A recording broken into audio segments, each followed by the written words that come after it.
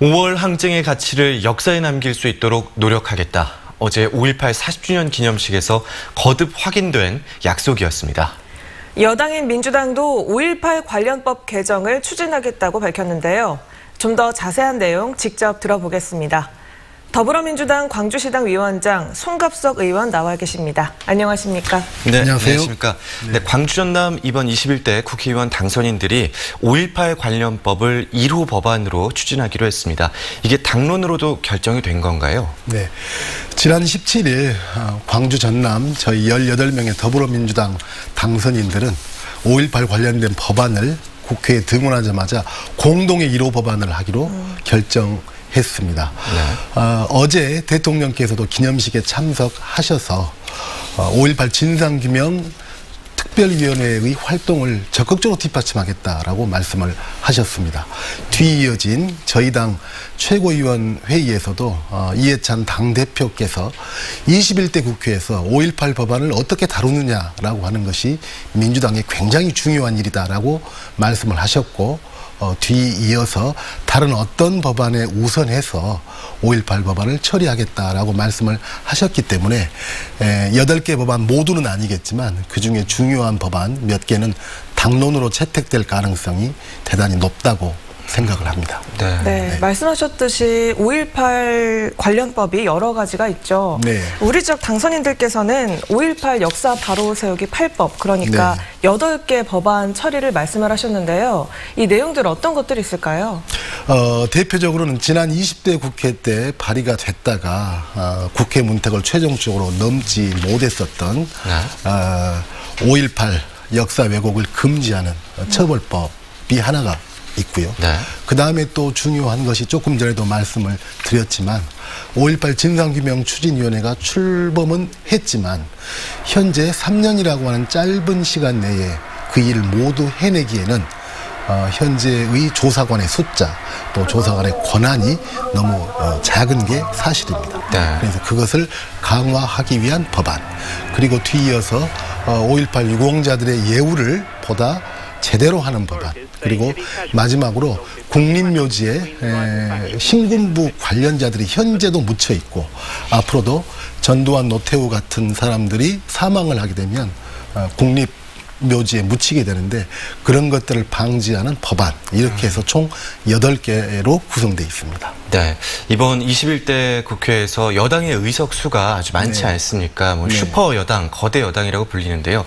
그럼에도 야당의 협조가 좀 필요할 것으로 보이고요. 야당이 어떻게 나올 것이라고 좀 전망하고 계십니까? 사실 지난 20대 국회에서 5.18 역사 왜곡을 방지하기 위한 법안도 저희 당을 포함해서 166명의 의원이 발의를 했음에도 불구하고 야당의 반대로 국회 문턱을 넘지 못했습니다. 다행히 주호영 원내대표께서 어제 기념식에도 참석을 하셨는데요. 그 전에 20대 국회에서 있었던 같은 당 의원들의 5.18에 대한 왜곡 폄훼에 대한 사과가 있었고요. 네. 그다음에 아울러서 5.18 예우에 대한 법을 적극 협조하겠다라고 말씀을 했기 때문에 많은 기대를 하고 있습니다. 네, 조금 전 말씀하셨던 이야기로 잠깐 돌아가서요. 5.18 관련법 8개 법안 이야기를 하셨는데 그중에서도 가장 시급하게 처리해야 할 법안이 있다면 어떤 게 있다고 보십니까? 핵심적으로는 두 가지다라고 생각을 합니다. 지난 20대 국회 때 제출했다가 국회 문턱을 역시 똑같이 넘지 못했었던 5.18에 대한 왜곡 폄훼를 방지하기 위한 법.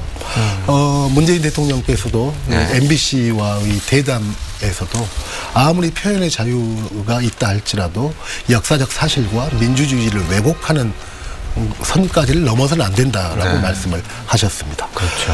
그다음에 지금 5.18 진상규명 추진위원회가 출범은 했지만 지금이 진상규명을 할 수 있는 마지막 기회임에도 불구하고 3년이라고 하는 짧은 시간, 그 다음에 34명에 불과한 조사원의 숫자, 그리고 그 조사원들이 조사에 있어서 어떠한 강제적 수단도 발휘할 수 없다라고 하는 상황, 이런 것들이 새로운 법률 개정안으로 해서 보강되어야 한다라고 생각을 합니다. 네, 이 관련 법안들이 20대 국회에서는 야당 의원이 위원장으로 있는 법사위에서 번번이 가로막혔었는데요.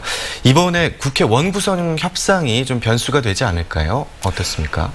그래서 지금 뭐 법사위원장을 어느 당에서 하느냐라고 하는 문제가 벌써부터 지금 여야 사이에 좀 약간의 신경전이 벌어지고 있는 것은 사실입니다. 네. 법사위는 흔히 국회의 상원처럼 최종적으로 법을 통과하는데 마지막 게이트 역할을 하면서 사실 여러 가지 논란이 돼 있었던 게 사실입니다. 저는 두 가지라고 생각합니다. 첫 번째로는 저희가 일하는 국회법이라고 해서 네. 법사위의 권한을 조금 더 낮추는 것을 진행을 하고요.